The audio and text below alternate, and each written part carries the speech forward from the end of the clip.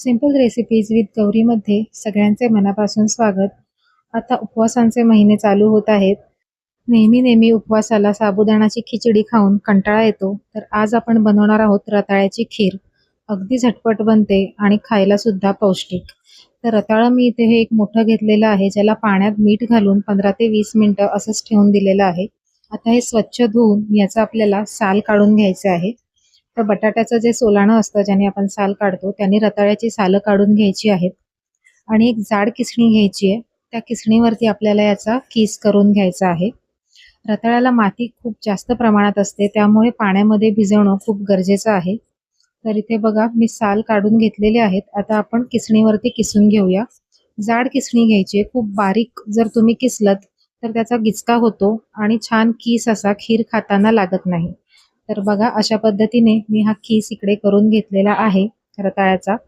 आता आपण खीर बनवायला घेऊया. कढई मी तिकडे गरम करत ठेवलेलीच आहे, कारण रताळं जर बराच वेळ तुम्ही किसून ठेवलं तर ते काळं पडतं. तूप घ्यायचंय. साजूक तूप मी इथे घेतलेलं आहे 2 चमचे. खूप जास्त तूप सुद्धा घ्यायचं नाहीये, नाहीतर मग खिरीवरती तुपाचा तवंग येतो. तुमच्या आवडीचे ड्रायफ्रुट्स तुम्ही यामध्ये तुपावर तळून घ्यायचे आहेत. 1 मिनिटभरती आपल्याला हे ड्रायफ्रुट्स तळून घ्यायचे आहेत. इथे मी किशमिश वापरली आहे. ते फुलेपर्यंत मी इथे हे परतून घेणार आहे. 1 मिनिट 2 मिनिटाच्या आतच हे किशमिश तुम्ही बघू शकताय छान फुललेले आहेत. आता आणखीन जास्त जर परतले तर हे मनुका करपतील. आता यामध्ये तयार करून घेतलेला आपल्याला रताळ्याचा कीस घालायचा आहे.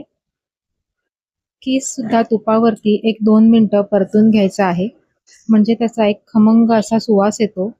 समजायचं कसं कीस परतला गेला आहे ते, तर तुपावरती रताळ्याचा कीस परतल्यावरती छान भरभर असा त्याचा सुगंध पसरतो. एक गोडूस असा वास येतो. तर तो सुगंध येईपर्यंत आपल्याला 1-2 मिनिटं हा कीस परतून घ्यायचा आहे. सतत आपल्याला याला कालथ्याने हलवून घ्यायचंय, नाहीतर कढईला तो कीस चिकटला जातो. तर बघा 2 ते 3 मिनिटे झालेली आहेत आणि हा रताळ्याचा कीस तुपावरती छान परतला गेला आहे. घरभर त्याचा छान सुगंध येत आहे. आता यामध्ये आपल्याला घालायचंय दूध. तर दूध मी इथे मलईसकट घेणार आहे. गॅसची फ्लेम ही कमीच ठेवायची आहे आणि रूम टेम्परेचरवरचं दूध मी यामध्ये घालत आहे. थंड फ्रीजमधलं काढलेलं दूध लगेचच ह्याच्यामध्ये ओतू नका. मलईसकट दुधाचा वापर करायचा आहे, म्हणजे खिरीला सुद्धा छान घट्टपणा येतो. वेगळं काही घट्टपणा येण्यासाठी टाकायची गरज लागत नाही.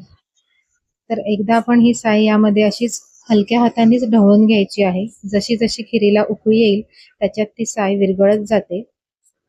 तर एकसारखं आपण हे करून घेऊयात आणि मग याला आपल्याला उकळी आणायला ठेवायची आहे. यामध्ये जर तुम्हाला घालायचे असेल तर तुम्ही मिल्क पावडर किंवा कंडेन्स मिल्क सुद्धा वापरू शकता. आता हे छान मिक्स झालेलं आहे. यामध्ये आता आपल्याला घालायची आहे साखर. तर रताळं हे मुळातच गोड असल्यामुळे साखरेचं प्रमाण तुम्हाला जसं गोड आवडतं एवढे तुम्ही साखर यामध्ये घालू शकता. तर मी इथे एक छोटी अर्धी वाटी साखर घेतलेली आहे. तेवढी सुद्धा मी पूर्ण घालत नाहीये, कारण रताळं हे मुळात गोड असल्यामुळे जास्त साखर घालायची गरज लागत नाही. केशर सुद्धा घातलेलं आहे. यामुळे खिरीला थोडा हलका पिवळसर असा रंग येईल. तुम्हाला जर नसेल घालायचं, पांढरी शुभ्र खीर हवी असेल तर केशर नाही घातलं तरी सुद्धा चालणार आहे. खीर घट्ट होण्यासाठी जर तुम्ही उपवासासाठी बनवत आहात तर त्यामध्ये कंडेन्स मिल्क किंवा मिल्क पावडर घालण्यापेक्षा मखाने आणि ड्रायफ्रुट्सची पावडर तुम्ही वापरू शकता. तर बघा 4 ते 5 मिनिटं आपण ह्याला उकळून घेतलंय. रताळं शिजायला सुद्धा खूप जास्त वेळ लागत नाही. 5 ते 6 मिनिटामध्ये छान रताळं शिजलं जातं. छान उकळी आलेली आहे. आपली खीर सुद्धा दाटसर अशी झालेली आहे आणि रंग तुम्ही बघू शकताय हलका पिवळसर असा आलेला आहे. सगळ्यात शेवटी यामध्ये वेलची पावडर घालत आहे आणि ती सुद्धा एकदा मिक्स करून घेऊयात. यामुळे खिरीला सुगंध खूप छान येतो. वेलची पावडर घालून झाल्यावर ती व्यवस्थित मिक्स झाल्यानंतर गॅस आपल्याला बंद करून घ्यायचा आहे. आपली रताळ्याची ही खीर तयार झालेली आहे.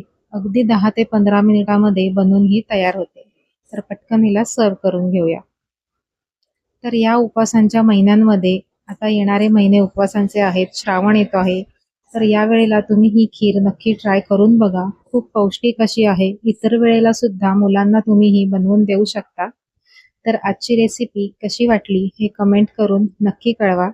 रेसिपी आवडली असेल तर रेसिपीला लाईक करा, मित्रपरिवारासोबत शेअर करा आणि अशाच सिंपल आणि सोप्या रेसिपीज बघण्यासाठी सिंपल रेसिपीज विथ गौरी या चॅनलला सबस्क्राईब करून बेल आयकॉन सुद्धा प्रेस करा. पुन्हा भेटूया नवीन रेसिपी सोबत. नमस्कार.